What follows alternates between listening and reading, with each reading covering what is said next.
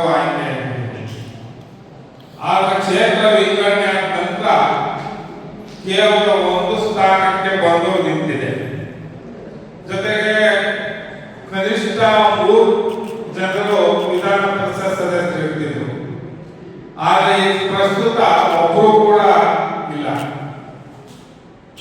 ಆದ್ರಿಂದ ನಾವು ರಾಜ್ಯ ಸರ್ಕಾರ ಮತ್ತು ಕಾಂಗ್ರೆಸ್ ಪಕ್ಷವನ್ನ ಮನವಿ ಮಾಡೋದೇನೆಂದ್ರೆ, ಎಸ್ ಸಿ ಬಸವರಾಜ್ ಅವರು ನಮ್ಮ ಸಮುದಾಯದ ಹಿರಿಯ ಮುಖಂಡರು, ಜೊತೆಗೆ ಪಕ್ಷದಲ್ಲೂ ಕೂಡ ಪ್ರಾಮಾಣಿಕವಾಗಿ ಕೆಲಸವನ್ನು ನಿರ್ವಹಿಸಿರುವಂತ ವ್ಯಕ್ತಿ. ಅವ್ರಿಗೆ ವಿಧಾನ ಪರಿಷತ್ ಸ್ಥಾನವನ್ನು ನೀಡಬೇಕು ಅಂತ ಹಲವು ಬಾರಿ ಹೋರಾಟಗಳನ್ನು ಮಾಡಿದ್ದೇವೆ, ಪತ್ರಿಕಾಗೋಷ್ಠಿ ಮಾಡಿದ್ದೀವಿ, ಸಭೆಗಳನ್ನು ಮಾಡುವ ಮೂಲಕ ಮನವಿಯನ್ನು ಸಲ್ಲಿಸಿದ್ದೀವಿ. ಆದರೂ ಕೂಡ ಯಾಕೋ ನಮ್ಮ ಎಸ್ ಸಿ ಬಸವರಾಜ್ ಮನ್ನಣೆಯನ್ನು ನೀಡದೇ ಇರೋದು ನೋಡಿದ್ರೆ ಇದು ನಮ್ಮ ಸಮುದಾಯಕ್ಕಾಗಿರುವ ರಾಜಕೀಯ ಅನ್ಯಾಯ ಅಂತ ತಿಳಿದು ನಮ್ಮ ಮೈಸೂರು ವಿಭಾಗದ ಎಲ್ಲ ಸಮುದಾಯದ ಮುಖಂಡರುಗಳು ಸೇರಿ ಸಭೆ ಮಾಡಿ ಒಂದು ತೀರ್ಮಾನವನ್ನು ಕೈಗೊಂಡಿದ್ದೇವೆ.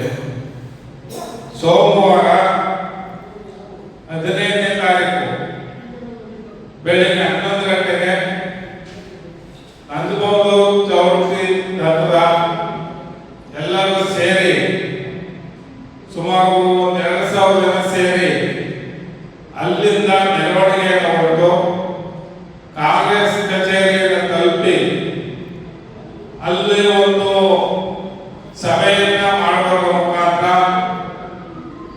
ನಂತರ ಅಲ್ಲಿ ಆ ಜಿಲ್ಲಾಧ್ಯಕ್ಷರಿಗೆ ಮನವಿ ಪತ್ರವನ್ನ ಸಲ್ಲಿಸ್ತೇವೆ. ಅದನ್ನ ರಾಜ್ಯಾಧ್ಯಕ್ಷರಿಗೆ ಕಳಿಸ್ಕೊಡಿ ಅಂತ ಜಿಲ್ಲಾಧ್ಯಕ್ಷರ ಮುಖಾಂತರ ಕಳಿಸ್ತೇವೆ.